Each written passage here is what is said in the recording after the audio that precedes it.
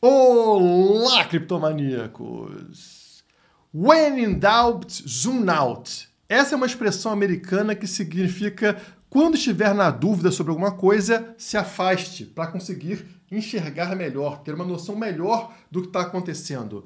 Isso se aplica também na questão do Bitcoin, porque a gente está acostumado a moedas fiduciárias, estamos acostumados ao mundo como conhecemos. Quando você pensa em enriquecer, pensa em ganhar dinheiro, você pensa em ganhar reais, pensa em ganhar dólar, porque é assim desde que você nasceu. Desde que você nasceu, o dólar é a grande moeda mundial, é a moeda de reserva. Então, você não tem por que mudar de ideia. Você acha que dinheiro de verdade é o dólar. Mas será que as coisas permanecem constantes dessa forma? Bom, quando eu nasci lá na década de 80, as pessoas falavam que sem o governo, sem o Estado, quem vai permitir a gente ter telefone, né? Fazer ligações. Não era assim bonitinho na época, né? Era telefone de linha, de fio, mas se não fosse o Estado, como que a gente iria se comunicar? Não somente via telefone, mas também com cartas, né? Quem que vai fazer esse serviço se não for o Estado? Bom, hoje nós temos aqui o WhatsApp gratuito para você ligar para outras pessoas, né? Não precisa de nenhum estado para te permitir telefonar. Os telefones são muito mais baratos do que naquela época. Naquela época você pagava o preço de um carro para conseguir uma linha telefônica fixa em casa. Hoje você não precisa de correios para enviar cartas e se comunicar com alguém. Você manda um e-mail, você fala no WhatsApp, você fala no Twitter, você fala onde quiser. Enfim, a tecnologia permite as coisas evoluírem numa velocidade muito maior do que a gente consegue imaginar, porque a gente nasce de uma forma e o ser humano tem a tendência de ser acomodado, de continuar enxergando as coisas funcionando daquele jeito para sempre, até que um dia ele é surpreendido por alguma inovação tecnológica. O Bitcoin, no caso, é essa inovação tecnológica para o dinheiro. Mas assim como meus avós eram incapazes de perceber que o mundo estava mudando e que não teríamos mais uma linha estatal para a telefonia, nem cartas para os correios, muitas pessoas hoje da minha geração, ou até mais jovens, não conseguem perceber que a fase do dólar como moeda de reserva, como principal moeda do mundo, como referência para dinheiro, está chegando ao fim. Dois eventos transformaram o dólar nessa moeda super poderosa que é reserva de valor em todos os países. O acordo de Bretton Woods, onde foi definido que o dólar seria a moeda de reserva porque ele voltaria a trazer o lastro no ouro que tinha se perdido anteriormente. Então eles fizeram todo um acordo para falar, o dólar agora possui lastro no ouro, vocês podem ficar tranquilos, colocar dólar em reserva dos seus países, que depois da conversão você recebe em ouro. Tudo legal. Isso se perdeu na década de 70, quando o Nixon foi lá e fez o choque Nixon, quebrando essa paridade do dólar com o ouro, né? Quebrando esse lastro do dólar no ouro, e aí isso meio que se perdeu. E o segundo fator que ainda estava sustentando o dólar como moeda de reserva, como essa garantia mundial, é o petrodólar. Lá atrás existia um acordo entre Estados Unidos e Arábia Saudita para que todas as transações de petróleo fossem em dólares. Mas esse acordo parece estar chegando ao fim. Ele termina agora e a gente começa a ver esse tipo de notícia aí. O que significa o fim do petrodólar? A Arábia Saudita anuncia que não vai renovar acordo com os Estados Unidos de só negociar petróleo em dólar, que vigora há 50 anos. E como explica a matéria, esse arranjo é uma das principais razões que fizeram do dólar dos Estados Unidos a moeda dominante do mundo. Percebeu como os dois pilares que sustentavam o dólar como principal moeda, como moeda de reserva, como moeda referência para dinheiro, desabaram? O dólar já não é mais lastreado em ouro e o dólar agora também está deixando de ser a moeda obrigatória para comércio de petróleo ao redor do mundo. Mas você pode pensar corretamente. Nada indica que esses países vão utilizar o Bitcoin como moeda de reserva. Eles podem usar moeda de outro grande país, sei lá, moeda chinesa, por exemplo, correto? É exatamente o que esses países estão tentando fazer. A própria matéria fala sobre isso, né? A Arábia Saudita, membro influente da OPEP, E outros países podem começar a negociar petróleo em moedas diferentes do dólar, reduzindo a demanda pela moeda dos Estados Unidos. E aí, inclusive, mostra aqui a proximidade da Arábia Saudita com duas grandes potências mundiais lá do outro lado, né? Rússia e China. Recentes investimentos sauditas em empresas de energia russa. Aí você continua na matéria. A decisão da OPEP de cortar produção de barris, apesar da pressão dos Estados Unidos, foi vista como um alinhamento da Arábia Saudita com os interesses da Rússia. E mais à frente na matéria, a Arábia Saudita continua a fortalecer seus laços com a China. Em dezembro de 2022, o presidente chinês visitou a Arábia, resultando em uma parceria estratégica, incluindo acordos para transações de petróleo em yuan. Então, note, a Arábia está largando o acordo com os Estados Unidos e migrando para acordo com China e Rússia, inclusive utilizando a moeda local deles. E até o Brasil entra nessa brincadeira. Aqui embaixo eles falam que a Arábia Saudita ingressou no BRICS, né? Aquele bloco econômico de países emergentes, e que o grupo tem buscado maneiras de negociar petróleo e outras commodities em moedas locais,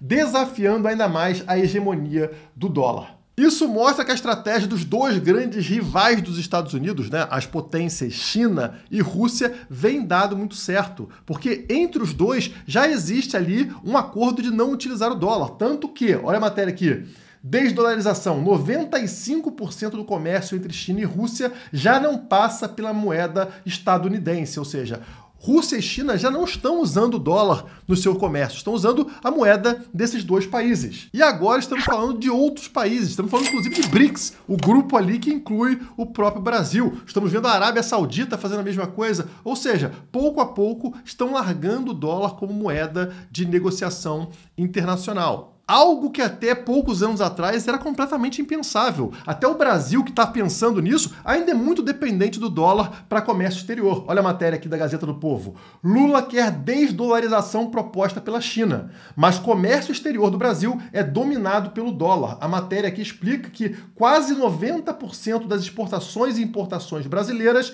são negociadas hoje em dólar. Então, somente o impacto da desdolarização do Brasil, um gigante econômico, né? Estamos aí entre as 10 maiores potências econômicas, saindo do dólar para migrar para outra moeda, seria um soco na cara dos americanos muito forte, algo que eles não estão acostumados. E aí vemos ali a retaliação. Trump quer impedir que países usem outras moedas além do dólar em transações globais. Vejam que absurdo, né? Apesar de você poder gostar mais do dólar do que do yuan ou de qualquer outra moeda, bom, o país tem que ter liberdade de negociar o que ele quiser negociar na moeda que ele quiser. Da mesma forma que a gente quer ter liberdade de usar a moeda que a gente quiser, um país também deve poder. Mas os americanos não querem permitir que países façam negócio na moeda que eles quiserem. Eles são obrigados a usar o dólar.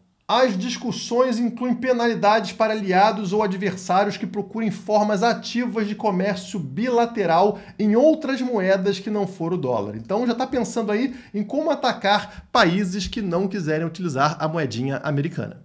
Então aqui já vimos o primeiro problema. O risco de utilizar uma outra moeda estatal, de um inimigo dos Estados Unidos como China ou Rússia, desagradando os americanos e tomar uma retaliação, seja militar, seja econômica. Então já é algo ruim, né? Você quer usar uma outra moeda, mas é complicado fazer isso de forma aberta, porque você pode ser atacado. E temos agora um outro problema também. Para o ex-diretor do Banco Central, Carlos Eduardo de Freitas, o Brasil precisa tomar cuidado com essas investidas da China. Ele explica que, pelo fato de o país asiático possuir um regime de governo autocrático e sem transparência, gravem, sem transparência, dificilmente o yuan será consolidado como uma moeda internacional como o dólar. Ao acumular mais yuan em suas reservas, os países acabam ficando mais dependentes de Pequim e podem correr riscos ao estarem sujeitos ao mercado sem transparência da China. Opa! Então, além do problema que eu comentei com relação aos Estados Unidos, agora você tem um problema de transparência. Pô, você vai sair de um problema que é usar a moeda dos americanos, dar esse controle para os americanos e passar esse controle para a mão de gente ainda menos confiável, que são os chineses, você não está resolvendo o problema. Você vai estar num sistema ainda menos transparente. Você nem sabe qual que é a inflação na China, quanto que eles imprimem de moeda. Isso vai desvalorizar a sua reserva. Você vai guardar essa moeda na sua reserva, uma moeda que você não tem controle nenhum e que você não pode confiar no seu parceiro econômico. Então, temos um outro problema acontecendo também. Nós precisaríamos de uma moeda que fosse com total transparência e total descentralização, ou seja, não estando conectada a nenhum país. Não é ligado a inimigo dos Estados Unidos, não é ligado a inimigo da China e qualquer pessoa pode ver todas as transações dentro de um registro. Isso me faz lembrar uma certa moeda. Bitcoin é a única moeda descentralizada. Quem fala isso não sou eu. É o CEO da Tether. Sim, uma stablecoin pareada ao dólar. Então, um cara que depende da moeda dele ser confiável, né, ter ali uma aceitação pública, está falando o seguinte: a minha moeda é centralizada. Ela depende de mim, depende do time de projeto. A única moeda descentralizada de verdade se chama Bitcoin. Disse ele: Bitcoin é o único exemplo de uma moeda que é governada apenas pela matemática, que basicamente não pode ser alterada. Com as outras moedas, você vê que há um grupo de desenvolvedores que aparecem todos os meses. Eles lançam uma nova versão de software, mudam a política monetária, inflacionária, deflacionária e continuam mudando as coisas. Ou seja, nessas outras criptomoedas, não existe muita diferença em relação à moeda estatal. Você continua tendo um grupo no poder e um grupo que também sofre ataque de outros grupos. Ou seja, os americanos podem pressionar a Tether, podem pressionar a Ethereum, podem pressionar qualquer projeto. A única moeda que não pode ser pressionada, que não pode sofrer pressão externa, influência externa, se chama Bitcoin. E nesse cenário, o Bitcoin aparece como única alternativa para esses países que querem a desdolarização, deixar de serem dependentes dos Estados Unidos. A Rússia passou por sanções econômicas, não teve acesso ao seu dinheiro, ao seu patrimônio depois que entrou em guerra. O Irã também sofre sanções econômicas. A China sofre bloqueios comerciais americanos. Eles não querem mais estarem ligados aos Estados Unidos. E eles não podem agora confiar na moeda dos outros. Então eles precisam encontrar uma saída, que eles ainda não entenderam. Eles ainda estão aprendendo, mas eles vão, assim como a minha avó, chegar à conclusão de que essa tecnologia já foi criada e só precisa ser utilizada. Se governos demoram um pouco mais de tempo para fazer essas mudanças, a iniciativa privada é mais rápida. Empresas russas usam criptomoedas para fazer comércio com a China. Então aqui estamos vendo justamente esse principal comércio entre Rússia e China. Mas aqui, ao invés de estarem usando o yuan e a moeda russa e tudo mais, não. As empresas, a iniciativa privada, já está fazendo essa negociação com criptomoedas. Essa é uma matéria recente, 28 de maio de 2024. Então é algo que está acontecendo agora entre empresas, mas que em breve acabará passando também para os governos.